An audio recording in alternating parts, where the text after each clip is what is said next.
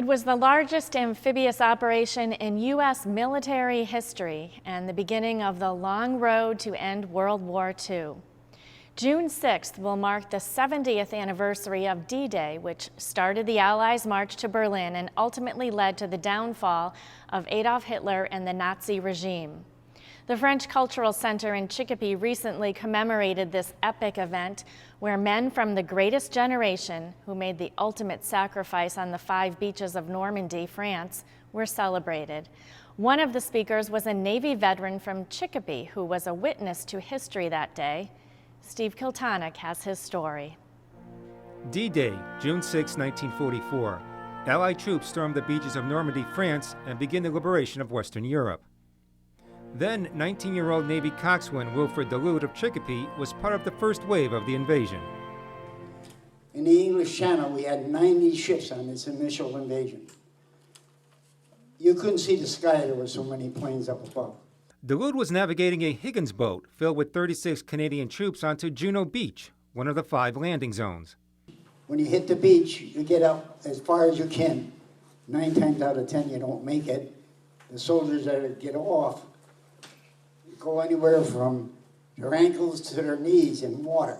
Duluth, of French-Canadian descent, told his story for the first time to an audience of nearly 175 at the Assumption Hall of Holy Name Parish in Chicopee. The event, which commemorated the 70th anniversary of D-Day, was made possible by the French Heritage Center of Chicopee. Several D-Day veterans from the area attended, along with other World War II vets and local dignitaries.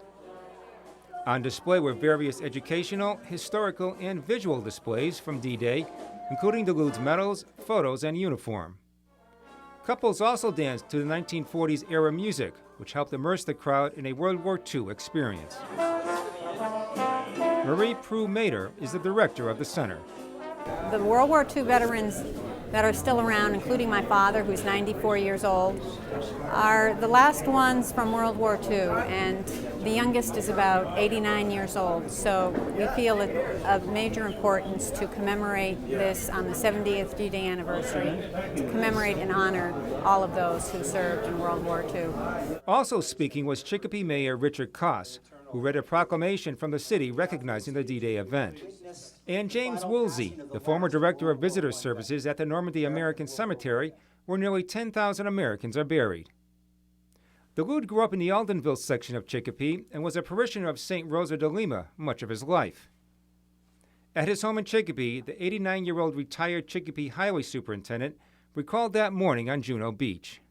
Scared. And there was so much happening, so much flak and shrapnel and everything flying all over the place, that you didn't know if you were going to make it or not. The Germans that were already in the bunkers, they were waiting for us. So they were picking us off left and right. And a lot of men didn't make it. They got off the boat, but then that's where they stayed. The ones, they were trying to get in next to somebody that was already dead to protect themselves, and they're screaming, yelling. Duluth said that after 3 to 4 days, the Canadians gained a foothold on the beach. On all 5 beaches, upwards of 10,000 lost their lives that first day alone. Now we started to get the wounded, and then we got the prisoners. So the rest of the time, for 45 days, I was taking them out to the ships out there. I see no arms, no legs, no head. And you live with that. On August 27, 1944, Duluth's 327 LST transport boat was struck by a torpedo from a German U-boat. Shrapnel left a deep gash in one leg and tore his skin, exposing his bone from the knee down to his ankle on the other. 22 of Duluth's shipmates died, and 27 were injured. Wilfred spent 3 weeks in a survivors camp before coming home. After Duluth returned to Chicopee, he recovered from his physical wounds, although the scars on his legs are a constant reminder of his war years. But he has battled the psychological effects of war his whole life. During World War II, it was called battle fatigue. For the past 7 decades, Duluth has suffered what today is called post-traumatic stress disorder. I didn't go out of the house for 2 to 3 years after I got home. Now, at night, sometimes I shake, sometimes I yell at night. Not often, but That's what this stress is all about, and there's a lot of things I can do. I couldn't ride a bus for years. Now I can't stand too many crowds. Daoud received a number of medals for his service, but the one that has eluded him for the past 70 years is the Purple Heart, which is awarded to vets who have been injured. The main reason is because his naval records, which prove he was injured, have been difficult to track down. The hospital in England, they never turned in any records of people that were there. When the hospital went, the records went. Nobody said to put them away or whatever. Over the years, Wilfred and his wife Gloria have contacted numerous individuals in government and veterans groups and have written countless letters. They got all kind of letters.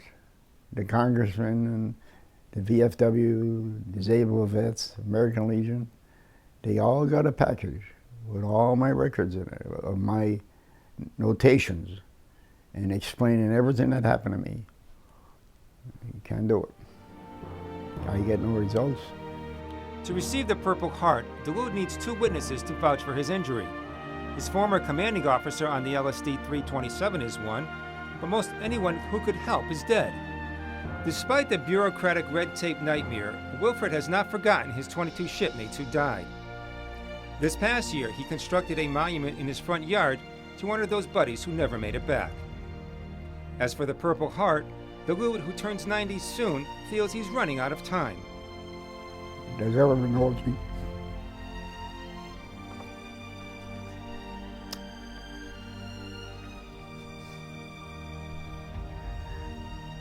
You want this for your grandchildren? My son and then my grandchildren. For Real to Real, I'm Steve Kiltonic.